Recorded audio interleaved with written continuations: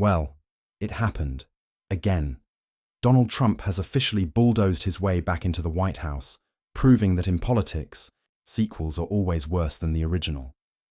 The man who once tweeted foreign policy, hosted pandemic briefings like game shows, and called hurricanes big wet ones is now back behind the desk.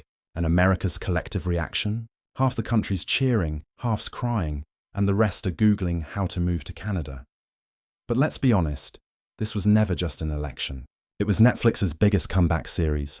Biden's approval ratings were lower than the price of Dogecoin. And Trump? He campaigned like a WWE wrestler with a grudge. He didn't hold rallies, he held stand-up specials. He didn't debate, he roasted.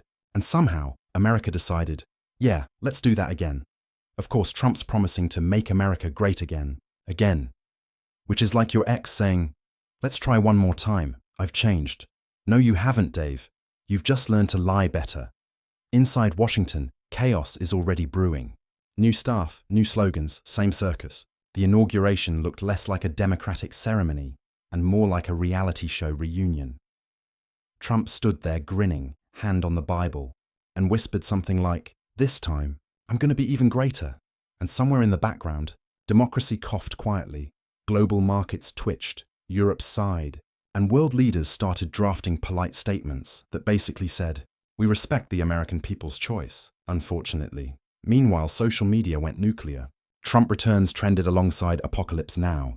Half of Twitter was screaming in joy. The other half was building underground bunkers out of oat milk cartons. But let's talk about what this actually means. Trump 2.0 isn't just about politics. It's about personality cults, memes, and media addiction. He's not running a government.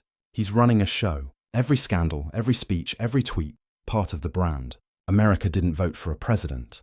They voted for entertainment. And the media. Oh, they're thrilled. CNN's stock price just came back from the dead. Newsrooms are celebrating like they won the lottery. Why? Because Trump is ratings gold. Every word he says becomes content. Every mistake becomes a meme. Every policy becomes a punchline. Of course, Trump's already firing shots. He's promised to drain the swamp again, which is funny, considering he built half of it last time. He's promising tax cuts, trade wars, and something called Super MAGA 2025, which sounds like a wrestling pay-per-view event. Foreign policy? He's already called NATO overrated, told the UN to relax, and tweeted that climate change is a vibe, not a science. Somewhere, scientists are screaming into their microscopes. But here's the dark comedy. Trump didn't win because America changed. He won because it didn't.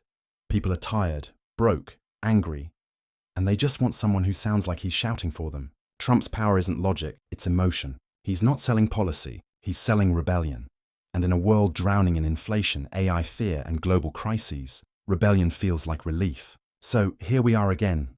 4 more years of chaos, comedy, and constant confusion.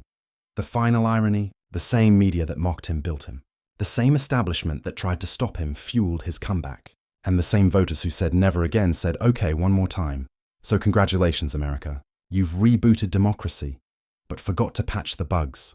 The rest of the world will grab popcorn, because whether you love him or hate him, Trump is back.